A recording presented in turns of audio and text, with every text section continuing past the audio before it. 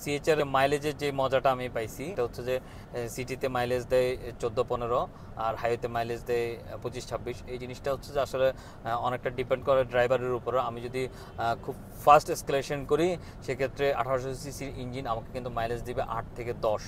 আর যদি আমি slowly pick up দিব, স্লোলি পিক আপ দিলে আমার 90-100 কিন্তু ইজিলি উঠতেছে। আর হাইব্রিড গাড়িগুলোতে মিটারে যেরকম থাকে, এই যে এখানে এখন চার্জ মোডে চলতেছে, এরপরে ইকো মোড, এরপরে হচ্ছে যে পাওয়ার মানে হচ্ছে আমি ফুল ফোর্সে যখন এসকেলেশন দিব তখন আমার ফুল ফোর্সে তেল যাবে, সেক্ষেত্রে আমার হচ্ছে যে মাইলেজটা কমে যাবে। আর এটা আসলে শো করে আমার তেল কতটুকু যাচ্ছে, কারণ এখন ফুল এসকেলেশন দিলে আমার মাইলেজ যেমন ছেড়ে দিব এই যে বাড়তেছে, দাগটা বাড়তেছে, তার মানে এখন আমি এসকেলেশন ছেড়ে দিছি, এমনি রান করতেছে 40 কিলো পার লিটার।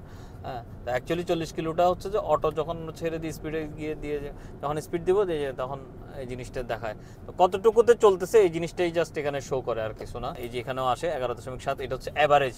আমি যদি এই জিনিসগুলো একটু ফলো করি তাহলে কিন্তু মাইলেজটা অনেক বেটার পাওয়া যায়।